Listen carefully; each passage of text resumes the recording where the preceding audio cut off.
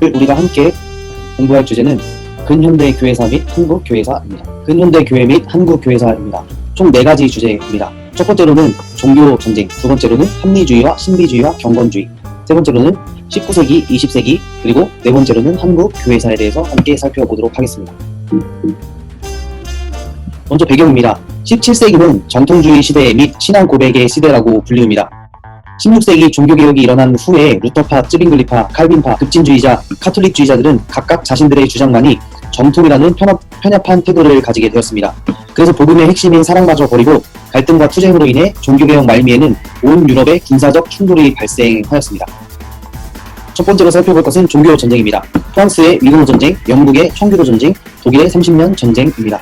먼저 프랑스의 위그노 전쟁은 프랑스는 소수의 프로테스탄트, 즉 위그노들이라고 불리는 이들이 1559년 전국대회에서 프랑스 신앙 고백을 통해 입지를 알렸습니다. 그러나 1560년 위그노는 왕조와 카톨릭주의자들 가문과의 심각한 충돌을 일으키게 되었는데, 이때 미셸 드 로피탈이라는 사람이 12월 오를레앙 3부 회의에서 이들의 화해를 촉구하였습니다. 1662년 1월 생제르맹 칙령을 반포하여 평화협정을 맺게 되었습니다. 그러나 1562년 3월에 예배하던 위그노들은 카톨릭주의자인 기즈 가문에 의해서 집단 학살을 당하게 되었습니다. 그리하여 프랑스의 종교 전쟁이 시작되었는데, 1572년 8월 24일 바르톨로미오 축일에 파리에서 위그노 수천 명이 학살을 당하는 일이 생기게 되었습니다. 그 10월까지 이 위그노들은 수만 명이 희생을 당하게 되었고, 1598년 4월 13일 낭트 칙령에 의해서 비로소 프랑스 종교 전쟁이 끝이 났습니다. 그러나 1685년 루이 14세가 폰텐블로 칙령을 통해 낭트 칙령을 취소하게 되었습니다. 그리하여 위그노들의 대대적 박해가 시작되었고, 위그노들은 광야나 유럽의 다른 나라로 피신을 하게 되었습니다. 위그노들 대부분은 상인과 장인들이었는데, 이들의 프랑스 이탈은 경제 문화의 발전 저지와 프랑스 혁명으로까지 이어지게 되었습니다. 두 번째로는 영국의 청교도 전쟁입니다. 영국의 청교도 전쟁은 제임스 1세와 청교도들 간의 갈등으로 인해 벌어졌습니다. 제임스 1세는 카톨릭과 프로테스탄트의 중도의 길을 걷고자 하였습니다. 그러나 청교도들은 카톨릭적인 모든 것을 개혁하고자 하였습니다. 제임스 1세는 그리하여 청교도들에게 비판당하였고, 제임스 1세는 감독제를 강력히 주장하였습니다. 그러나 청교도들은 비성서적인 감독제를 폐지하길 원했고 장로 정치를 주장하게 되었습니다. 청교도들은 주일에는 예배와 구제만을 허용하였지만, 제임스 1세는 1618년 스포츠 선언을 통해 주일에 오락을 허용하게 되었습니다. 이후 제임스 1세의 박해를 피해 청교도들은 유럽으로 피신하게 되었고, 새로운 잉글랜드를 찾아서 메이플라워호를 타고 대서양을 건너게 되었습니다. 다음은 독일의 30년 전쟁입니다. 1555년 아우스부르크 평화협정을 통하여 종교의 자유를 결정하게 되었는데, 이 아우스부르크 신앙 고백을 따르는 루터교 신자에게만 종교의 자유가 허용되었습니다. 칼빈주의 및 다른 프로테스탄트 신자들은 여전히 박해를 받고 있었습니다.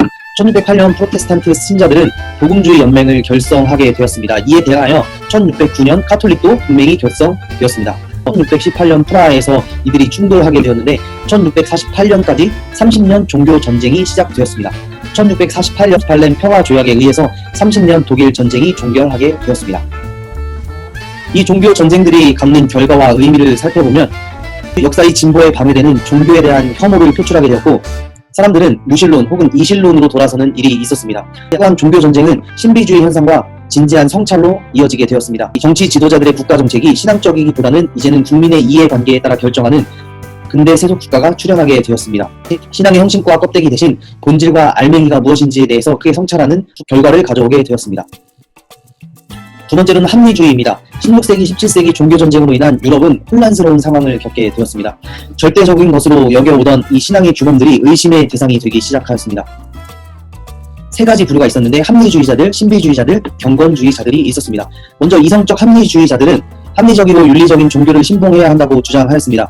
이성에 합한 것만 받아들이려는 합리주의적 사조를 받아들였고, 종교적 진술이라도 이성의 범주를 벗어난 것은 잘못이라고 이야기하였습니다. 이성적인 종교를 주장하였으며 성서의 기적 이야기들을 믿지 않게 되었습니다. 전통주의 기독교 신학과 심각한 갈등을 일으켰고, 그리스도의 죽음을 경시했고 부활을 부정했으며 대신 도덕적 가르침을 강조하였습니다. 예수는 계몽된 도덕적 교사였고, 실제 이 세상에 존재한 역사적 예수 파악하는 일에 앞장섰습니다. 그리하여 역사적 예수 연구를 촉발시켰습니다. 다음으로는 신비주의입니다. 신비주의는 편협한 정통주의와 교주적인 논쟁에서 벗어나 그리스도교의 본질이 하나님과의 직접적인 만남과 연합의 경험에 있다고 주장하였습니다. 또한 교육이 부족한 이들에게 쉽게 신앙에 다가갈 수 있는 길을 제시하였고, 하나님의 영과 직접적인 만남을 중시하였습니다. 퀘이커들도 성령으로부터 오는 내적인 빛을 중시하며, 또 성령의 빛에 조명되면 몸을 떠는 현상을 보이는 신비적인 체험을 주장하였습니다. 성서가 물질적 존재에서 영적인 존재로의 인간 변화에 대해 기술한다고 믿고 이것을 중생이라고 부르게 되었습니다. 다음은 경건주의입니다. 경건주의자들은 이들은 신학자들의 정통주의와 철학자들의 합리주의에 대한 반동으로 생겨났습니다. 1675년 필립 야콥 슈페너가 경건한 열망의 출간으로 경건주의 운동의 시작이 되었습니다. 슈페너, 프랑케, 친첸도르프, 웨슬리로 이어진 이 경건주의 전통은 19세기와 20세기의 신앙 부흥 운동에 직간접적으로 영향을 주게 되었습니다. 경건주의 역시 19세기 프로테스탄트 선교 활동에 결정적 역할을 하였는데 사회적 약자들에 대한 관심과 이후 사회 선교 활동의 근간이 되었습니다.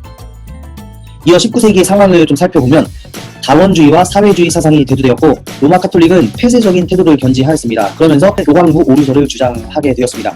프로테스탄트는 자유주의 신학의 아버지라고 불리는 슐라이어마허가 당시 합리적 정신으로 그리스도교를 변호하려고 했고 후에는 인간 중심 신학이라는 비판을 받기도 하였습니다.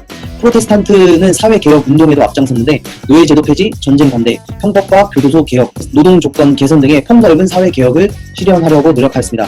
또한 미국의 상황은 카톨릭, 루터교, 침례교, 감리교 등 신앙 부흥 집회로 인해 많은 사람들이 회심을 경험하였습니다. 또한 19세기는 프로테스탄트의 선교의 시대라고도 불릴 수 있습니다.